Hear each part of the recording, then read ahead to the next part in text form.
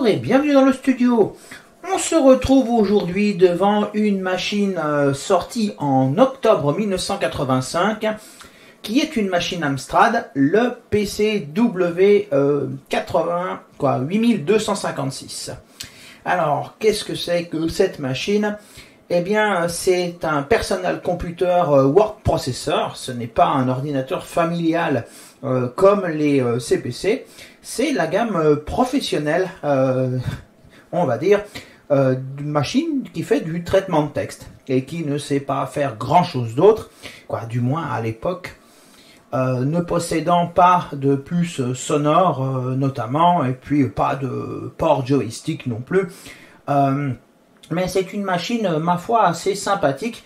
On va voir tout de suite. Je l'ai reçue comme ça. Alors, comme vous voyez, elle n'est pas franchement propre. Mais bon, ça, c'est habituel. Hein. Toutes ces vieilles machines, on les reçoit toujours pas propres. Alors, le 8256 est équipé d'un seul lecteur 3 pouces, comme les CPC. Étant de 85, ils ont réutilisé les mêmes lecteurs et c'est un lecteur simple face, celui-là. Il existe dans le modèle d'après, sorti en 85 aussi, le 8512, lui, pouvait avoir un second lecteur de disquette qui était double face. C'est assez rare d'ailleurs, les lecteurs de disquette double face en 3 pouces.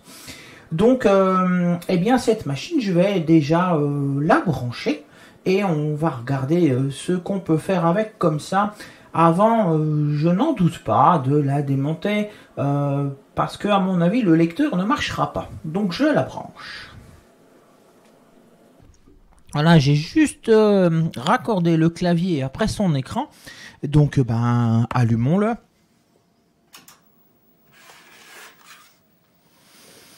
Alors, bah évidemment, c'est un écran vert et comme je m'en doutais, ça ne fait rien. Alors, j'ai 10 disquettes CPM. Je dois avoir une disquette CPM. Face 1, ouais. Donc, on va essayer ça. Logo script, traitement de texte, oui, je sais pas, ça doit être ça.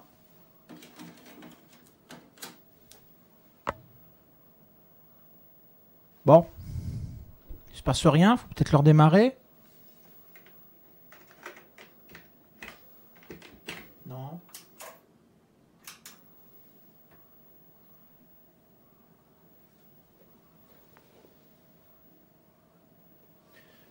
Oui, c'est ça, j'entends un lecteur de disquette qui tourne, mais il n'y a pas de courroie. Bon, je crois qu'il marche pas sans lecteur de disquette, donc eh ben, il va falloir démonter l'écran, parce que c'est tout dedans. Et ça permettra de découvrir comment est fabriquée cette machine. Je ne la connais pas du tout, donc on va la découvrir ensemble. Donc je l'éteins, j'enlève quelques vis et je vous reprends.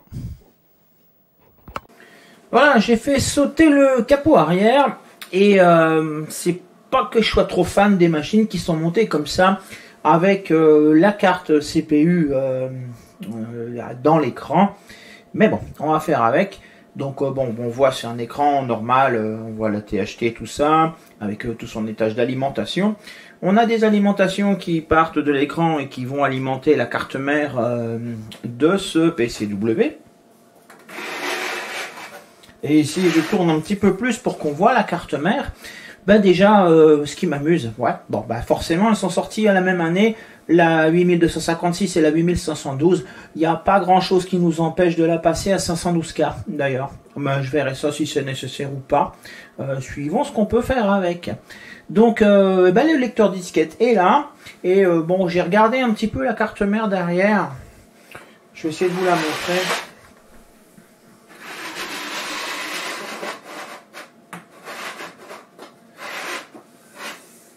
Je sais pas si on va voir bien, mais dans le fond, là-bas, il y a des fils qui sont soudés à travers la carte mère et avec des pattes très longues qui se touchent. Donc déjà, c'est pas très très bon d'avoir des... c'est notamment les fils de connexion là-bas qui vont sur la ligne de lecteur du disquette, je crois. Bon, c'est peut-être les deux du milieu qui se touchent, donc ça va, Mais bon, donc je vais continuer de le démonter en faisant attention de ne pas toucher le tube, que je ne vais pas décharger.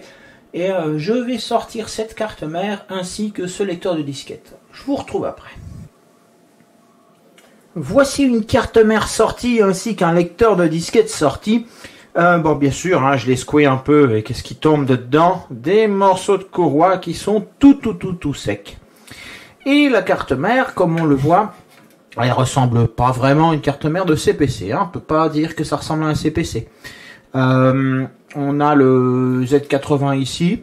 Après, pour le reste, je sais pas trop. Je pense que cette puce-là, elle est aussi dans le CPC comme celle-là. Et on l'a, ça doit être, je sais pas, c'est pas une ROM, parce que de toute façon, cette machine n'a pas de ROM, à ce que je sais. Ah, ça doit être le contrôleur d'impression, le contrôleur du port parallèle. Voilà, pas grand-chose à dire. En termes de son, tout ce qui est là, c'est un beeper. Voilà, carte mère assez simple avec probablement le chip graphique qui est au milieu.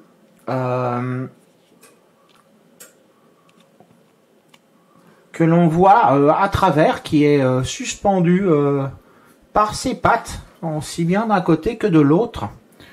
Voilà. Et je vous parlais de fils qui se touchent. Faut que je les retrouve. Ce sont les fils là. Ouais. Là, si vous voyez, les pattes se touchent ici.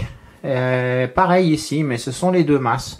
En tout cas, il y a beaucoup de pattes très longues, donc je vais sans doute faire une grande coupe sur cette carte mère de toutes ces pattes longues. Et le lecteur disquette, ben, je vais le démonter pour mettre une courroie. Donc je vous retrouve avec le lecteur démonté. J'ai démonté le lecteur. J'aime bien les démonter beaucoup, hein, c'est-à-dire j'enlève les connecteurs ici pour pouvoir retourner complètement la carte. J'ai pas trouvé beaucoup de morceaux de courroie, hein, tout est là. Lâche-moi la vis. Tout est là. Et, par contre, il y en a plein de coincés dans la petite poulie ici, qu'il va falloir bien nettoyer. C'est pour ça que j'enlève, je les démonte à ce point-là. C'est pour pouvoir nettoyer les poulies, parce que même sur celle-là, on voit qu'il y en a du collé tout le tour. Donc, il faut pouvoir bien nettoyer, sinon la courroie neuve, ce qu'elle va faire, c'est qu'elle va sauter. Donc, eh bien, je nettoie tout ça et je remets le lecteur en marche.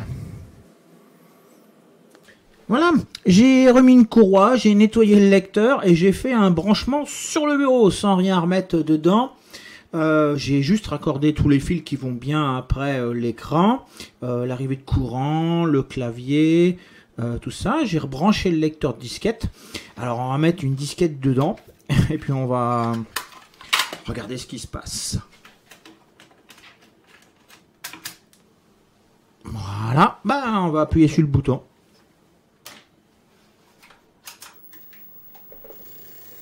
Wow. Ouh, tac, tac. Bon, ben ça marche. Ordinateur personnel.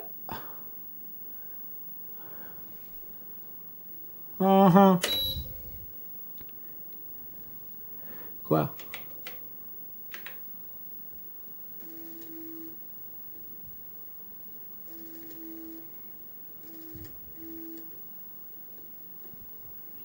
Bon, il va réussir à lire la disquette.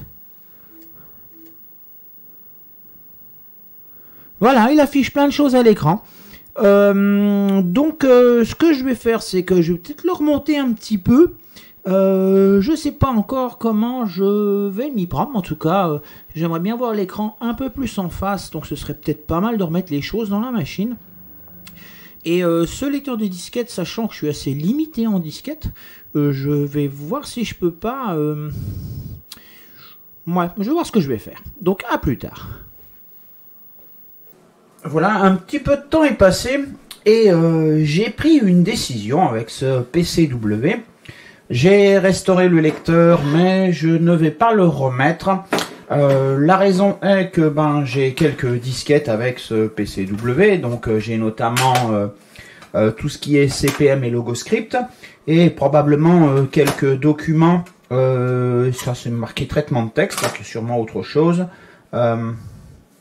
et des utilitaires. Je pense que c'est principalement les copies des disquettes CPM, quoique je découvrirai ce qu'il y a dessus. Mais j'ai pas beaucoup de disquettes, hein, j'ai que celle-ci. La communauté espagnole est plutôt active hein, sur les PCW. Il existe pas mal de jeux et de homebrew. Donc c'est quelque chose que je vais voir. Et pour ce faire, eh bien, je me suis dessiné, imprimé et monté un Gotek que je vais pouvoir mettre dans la machine. Donc normalement ça devrait monter avec le petit adaptateur qu'il y a au derrière de la carte là, qui permet de transformer un Gotek, alors je vais l'enfoncer bien, en compatible avec la connectique d'un CPC ou d'un PCW.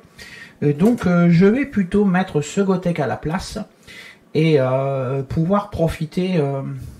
Déjà j'ai mis le contenu de ces 4 disquettes, 4 faces de disquettes sur le Gotek, et j'ai mis d'autres choses qu'on pourra voir. Donc je vais la laisser comme ça à 256K pour le moment, et je vais passer un petit coup sur l'écran pour le remettre un petit peu plus propre. Et je remets la carte mère dans la machine, je monte le Gotek et on se retrouve avec une machine avec un Gotek. Et voilà mon Amstrad Joyce, comme il est appelé, qui est un peu plus propre. J'ai nettoyé l'écran et je suis arrivé quand même nettement mieux à nettoyer l'arrière que l'avant, je vais vous le montrer d'ailleurs.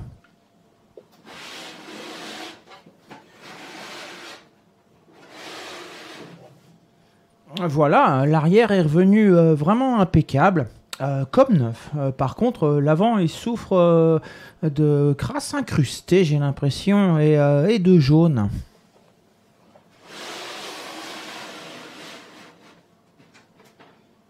Donc je verrai ce que j'y fais, mais en attendant, on va le démarrer. Alors on voit que le Gotek fonctionne et tac, tac, tac, tac, tac. Ça charge. J'ai mis un buzzer dans le Gotek que vous entendrez pas. Mais voilà. Et puis je sais qu'il existe des Gotek pour PCW, mais moi j'ai choisi un écran de la même taille que je mets sur les CPC. Et il tient, il rentre. Donc moi je trouve que c'est bien comme ça. Donc nous voilà à nouveau sous LogoScript. Je ne sais pas vraiment bien m'en servir de gestionnaire de fichiers. J'ai pas compris comment est-ce qu'on ouvre. Il nous invite à lire le README ici, mais j'ai pas trouvé l'option pour l'ouvrir. Si je fais E pour éditer le document, il me demande d'éditer son nom, le de me l'ouvrir. Et sinon, je regarde F1 changer de disque, F2 inspect, F3 copie, F4 move, F5 rename, F6 erase. Je ne vois rien qui me permette d'ouvrir un fichier. Mais bon, il faut que j'étudie un peu ce truc-là. Alors, comme vous le voyez, par contre, je me suis encore pas intéressé au clavier et mamma mia qu'il est jaune. Donc, eh bien, je vais essayer de restaurer ce clavier et je pense que l'écran il passera aussi. Pas cette fois-ci, mais l'écran, je voudrais bien le retrouver un peu moins jaune. Donc, je vais rétrobright sans doute l'écran. Mais je vais m'attaquer au clavier aujourd'hui. Son imprimante par contre n'est pas jaune, donc ça c'est plutôt bien. Elle est sale par contre et je ne sais pas si elle fonctionne.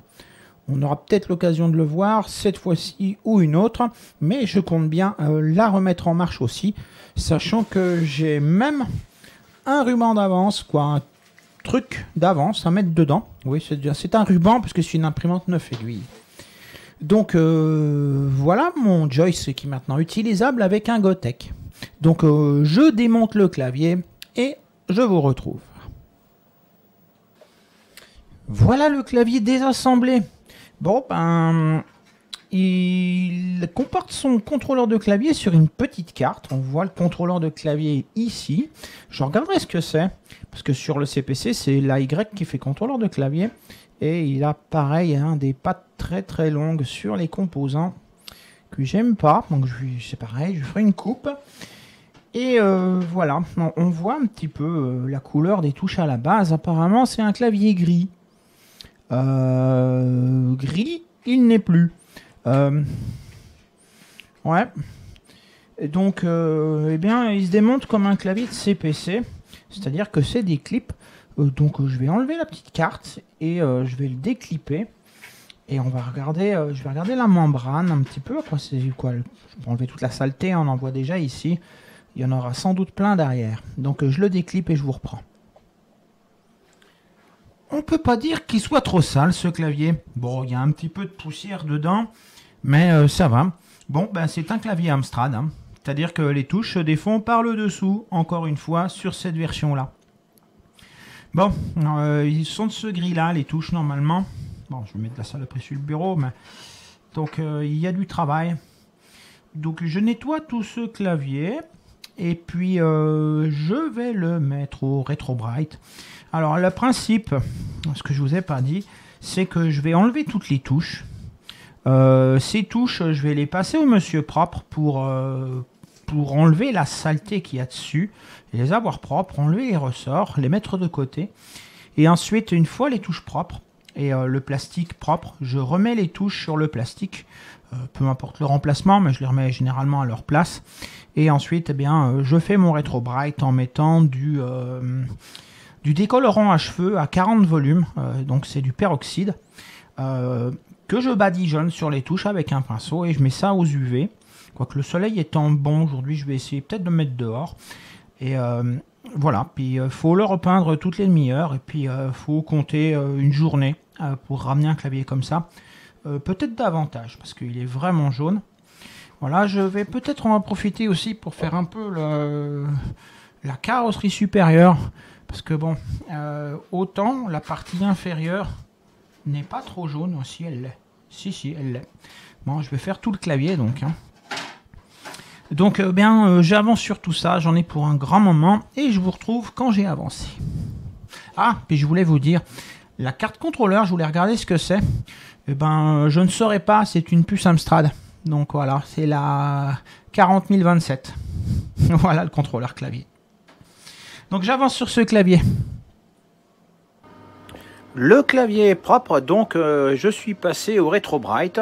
Comme on voit, le clavier est dessous. Je vais essayer de faire le focus, voilà, sous les lampes à UV. Et comme on me demande souvent ce que je mets dessus, eh ben, vous voyez là, j'ai un pinceau et je mets ceci. Alors, essayer de l'approcher de la caméra. Voilà. Ça, je l'achète en 1 litre. J'en ai pour beaucoup de temps. 1 litre comme ça.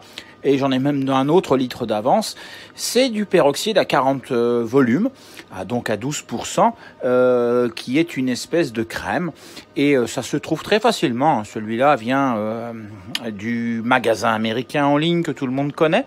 Voilà. Et puis, ça coûte rien, ce truc-là. C'était quand même vachement plus facile avec de l'eau oxygénée à 35%. Mais bon, comme on peut plus en avoir, je fais comme je peux, comme ça. Voilà. Donc, on va le laisser faire. Hein. Il a besoin de pas mal d'heures, ce clavier. Et j'ai les autres morceaux aussi à Retrobrite. Donc, je vous retrouve quand c'est terminé. Le clavier est sorti du Retrobrite. Bon, j'ai pas pu le laisser tout le temps que j'aurais voulu, mais sinon la vidéo elle sortirait encore une semaine plus tard. Voilà, il reste un petit peu de jaune sur la barre espace, mais les barres espace sont toujours un peu plus difficiles à ravoir que le reste. Et la caisse, elle est pas mal revenue aussi. On voit quand même qu'elle est beau maintenant, plus proche de l'imprimante, voire même plus blanche que l'imprimante qui est dans le coin là. Alors qu'avant, elle était à mi-chemin entre l'imprimante et l'écran. Donc il y a encore l'écran. Mais cette caisse, malheureusement, elle est pleine de marques qui sont dans l'épaisseur du plastique, comme s'il avait été un peu brûlé. Peut-être c'était un fumeur peut-être, et peut-être eu des cigarettes ou des choses comme ça. Mais voilà un clavier qui ira quand même un peu mieux. Donc la membrane est propre, tout est propre. Je vais le remonter le clavier. Et je vous reprends après. Voici le clavier tout remonté. Alors vous verrez aussi peut-être que sur l'écran bleu, j'ai mis du très salement d'ailleurs, du Kepton. Donc c'est un filtre jaune par-dessus l'écran bleu. Et quand on va l'allumer, eh bien, il va faire vert.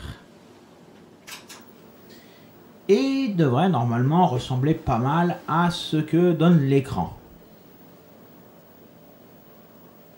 Alors, on le voit pas très bien, c'est très sombre, et puis comme il est mal mis, comme il n'est pas très bien mis, bon bah, mais l'écran est quand même vert. On peut charger pas mal de choses avec le Gotek. Il y a des jeux. Je vais regarder par exemple celui-ci. Donc j'ai vu aussi comment redémarrer la machine. Donc Shift externe exit. Et je crois que c'est son écran de chargement normal, celui-ci. Alors par exemple, donc les jeux, la plupart possèdent le CPM, donc sont capables de charger. Et donc ils ont un auto-exec, hein, je suppose, pour lancer les logiciels. Et donc là, typiquement, on a Head Over Heels, qui est, ma foi, assez sympa sur un écran vert. Au moins l'image, elle est jolie. Bon, il n'est pas en couleur, mais ça a son charme quand même, le vert et noir. Bon, c'est un peu long à charger. Je ne sais pas du tout si les jeux utilisent les 256 kg de mémoire de la machine, mais probablement. Je n'ai pas de joystick et apparemment il existe des joysticks pour cette machine. Décatronique. Oh, il existe même du son, des cartes son. Et donc touches. Je sais pas quelles sont les touches. Alors on va essayer de les découvrir.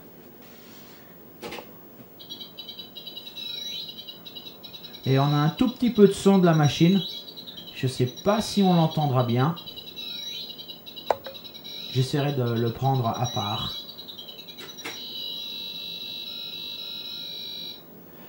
Alors, ah bah oui, ça marche avec les flèches. Puis avec espace. Et hop, téléporté.